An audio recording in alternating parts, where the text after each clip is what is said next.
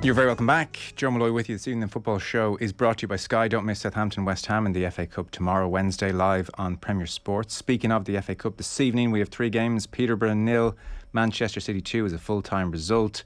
Crystal Palace also progressed through to the next round. They were 2-1 winners at home to Stoke City. 10 minutes to go between Middlesbrough and Spurs, and it's 0-0 in that game. Meanwhile, in the Premier League, one game this evening at Turf Moor, Leicester City 1-0 up away to Burnley is how things stand. Very happy to bring in Adam Pope of BBC Leeds. Adam, great to have you on. Thanks, Joe. Good to hear you. Marcelo Bielsa. There is a sadness over Yorkshire, I think. Everything I've seen is of bereft Leeds United fans saying a very sad and fond farewell to Marcelo Bielsa. It must be as popular. We were trying to think of examples, maybe Bobby Robson at Newcastle, but must be as popular a man walking out the door as ever there has been when it comes to a sacking. Yeah, and absolutely right. There is a very clear sense of mourning for, the fan base, and it is literally to man, woman, and child. And you look, you've got to be careful in these times when so much is going on elsewhere in the world. Not to overstate it, Joe, but people do feel like that someone very special has been lost, and a bit of soul of football, and another club has gone with him, and it's not the way it should have ended. Many feel that he should have stayed to the end of the season, or at least maybe these next 3 games where there's a real chance of getting, sort of back on track. It is a precarious position, but there's no doubt he leaves with his legacy intact and untarnished by what's happened in the last few games, and people are just sad, Joe, that they're not had the chance to say goodbye to him properly. He has been in the past a man to walk out in a job. There's no sense here that he wanted to get out of Ellen Road or felt that things had come to a natural end himself, was there?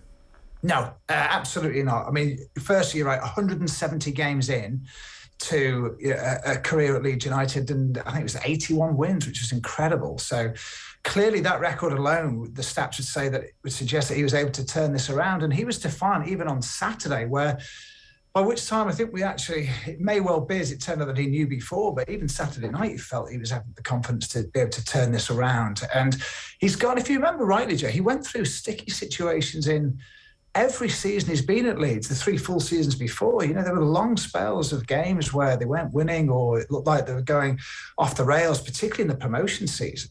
And there was a game at Nottingham Forest where it really was the sort of watershed moment, and they came back and got a point at Brentford in difficult circumstances. And then, of course, once COVID hit, they sort of romped home either side of that. So I think there's a lot of people, and I put myself in there, felt that he deserved that chance to sort of keep them in the division because he knows these players. And that's what makes this a gamble now, Joe, is picking up these players with 12 to go. So what was different this time for the owners, do you think? Well, very interesting hearing the words of the majority shareholder, which remains Andrea Rattazani, the chairman at the moment. He has 56% of the club compared to the 49ers, 44%. But they were there, or some part of their investment arm were there in the form of Peter Lowy, who was a director of the club on Saturday as well. So the decision's been made, and Andrea took it upon himself to say it was his responsibility to make the toughest of decisions in his time there. Praised Marcelo for being an idol and a legend and what have you, but felt there was something broken and that it was irreparable in his eyes, and it had to be mended now. And that meant accelerating Jesse Marsch into this position, which was going to happen in the summer anyway, quite clearly. I think we all thought it would happen. Basically, Andrea said there was going to be a change in the summer. He just didn't have faith in seeing Marcelo turn it around. Heavy defeats. Everybody's talked about the stats, Joe. 20 goals in 5 games, 4 straight defeats. It was difficult to see how they were going to turn it around in that particular month. But, you think Leicester away, Aston Villa at home, Norwich at home particularly, every chance that they could have got, say, 4 points coming up and just steadied the ship a little bit and moved on. And then in the summer, you say goodbye, and it's the perfect sort of ending, isn't it? But it's not like that, is it? There's a lot at stake here. There's a ground expansion to 60,000 to pay for. The Premier League money will help do that. And they want European football within 3 to 5 years. And to do that, they've got to stay in the Premier League. There's no doubt injuries didn't help. Calvin Phillips, Liam Cooper, Patrick Bamford, these start to weigh up on a squad of Leeds' depth. And I know in the West Ham game last month, I think 7 of the 9 substitutes were teenagers. So you wonder if allowances should have been made for that kind of a situation as well. I mean, Brendan Rodgers can attest, like, if I just don't have my best players, then things aren't going to be as smooth as they otherwise would be. So in his favour, there is certainly that. What was increasingly coming against him, if you listen to the pundits talking, is almost this sense that, I think Gary Lineker rather said it on Match of the Day, like in the history of the football, man for man has never quite worked. You know, it's putting too much of an onus on each individual to be perfect at all moments. Now, on the one hand, I thought, well, it's hard to argue with that at the moment. On the other hand, it clearly had been working for quite some time. So I'm torn on his approach, Bielsa's approach. Well, firstly, you can't divorce the two, can you? No. The injuries and the ability to go one-on-one against the best squads in the world, or many of the best squads in the world. So, firstly, he never used it as an excuse. You know that, Joe. He never, ever used it as an excuse. And at one point in December, I think around about the Arsenal defeat, they were into double figures in terms of injuries and one suspension. Suspension is quite rare in Bielsa teams, although this year they have racked up a lot of yellows, but it's very rare that they have one or two suspended. But they were into double figures with injuries, and they were key injured, and you've mentioned them there, the spine of the team. And don't forget the leadership of Liam Cooper, who's been out as well, as long as Calvin has.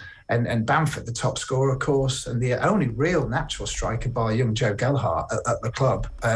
He's been out pretty much all season. So there's injuries and there are injuries. And you're right, it's massively affected their ability to then go man to man because they've lost their best players. And I think one of the best examples recently, Joe, was the Manchester United game where they brilliantly got back to 2-2, missed a great chance to go 3-2 ahead and then lose the game.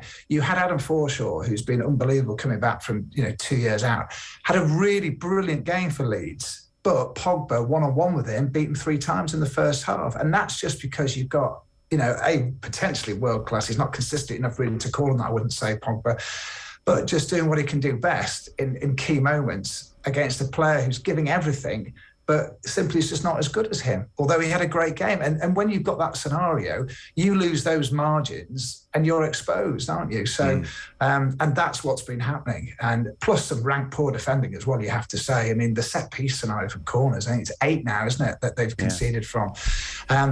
Again, he always looked at it as a unit, did Marcelo, and I get that, and he took full responsibility for it. But quite simply, I think some of the players, and some of them, Spain internationals, Llorente particularly, I think lately has been particularly poor in defending one-on-one situations, and that's been very costly. But let's face it, if it wasn't for the keeper, some of these 4s, 5s and 6s could have been even more. No, that's the thing. And was there much rancour amongst the fans? Were many saying, okay, look, when everything's going well and we have our full-strength squad, we trust in Marcelo Bielsa, and who are we to question Bielsa? But man, at the moment, you've got to have some kind of a plan B here. I mean, we've got to go 5 at the back and shut up shop just to get a few results. I mean, that's football, that's life sometimes. Was that sentiment widespread at all amongst the fans?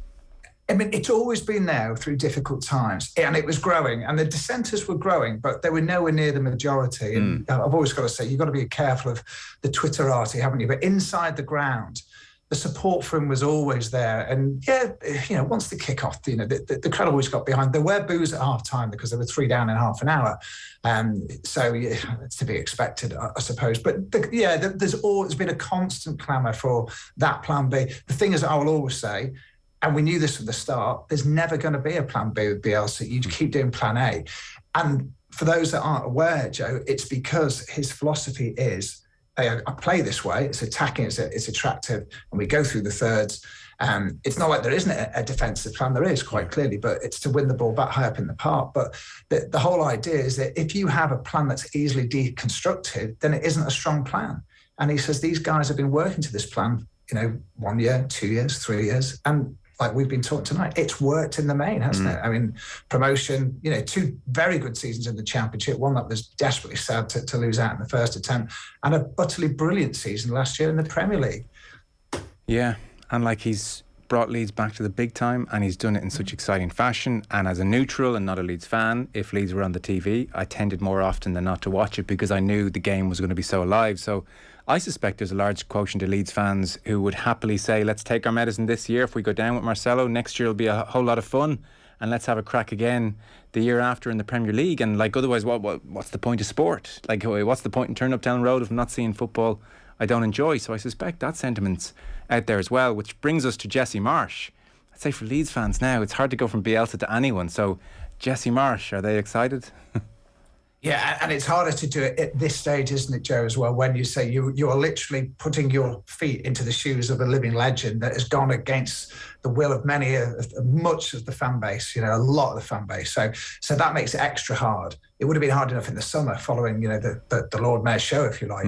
So we've yet to meet him face to face yet. We're going to do that on Thursday. So I haven't got a personal relationship yet with Jesse Marsch, but I've spoken to a lot of people that have known him going back a long time, back to his time at Montreal.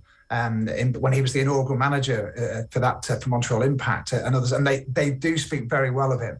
I would say in terms of the support base at the moment, it's one of those. It's like the angers will subside about the Bielsa dismissal. The mourning will continue. They will sing his name, no doubt. It's probably a help for Jesse that they're away at Leicester at lunchtime rather than being on a road first, just maybe. But what will happen come Saturday will be, look, it's happened. They've got to get behind it because the team is in, a difficult position, not least, and they want to stay in the Premier League quite clearly. I personally, I'm not one of those that says it's good to go down and come back up because it's so difficult to do that. And before long you can go through to another division, as we've seen with Leeds and others before. So they have to stay up, and for that reason alone, he'll get the support of the fans. He's taught well so far, Joe. He's been very respectful about Bielsa, and he says he's been an admirer of him from when he was the assistant to the USA team. I think his first game was against Bielsa's Chile at the time. So he said all the right things there, and he's talked about his style of play, which should meld quite well what the players are used to. It is aggressive. There is a press there. It's a bit different. It's not all man-to-man from what I can make out. I've studied a bit of his philosophy, and there's a lot of his coaching webinars everywhere too. So he's got a very distinct way of playing. But I think what we will see, and I think fans will appreciate that, I'm sure players will too, that are probably a bit more touchy-feely type approach and a bit more holistic maybe in terms of, getting everybody's ideas and not being quite so distant as Bielsa appeared at times, I would say. He always said, look, it's not good to get too close to your players, but in his own way, that's exactly what he became, didn't he? He became that father figure and great mentor and developer.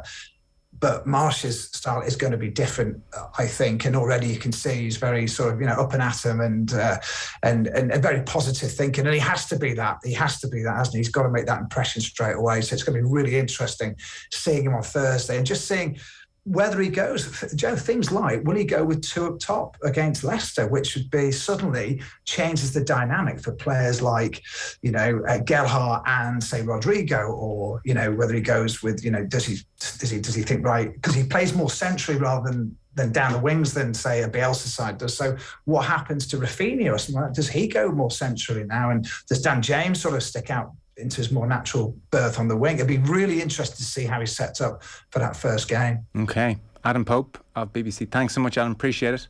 Pleasure, Joe. Cheers. Football on Off the Ball. With Sky. Get more of the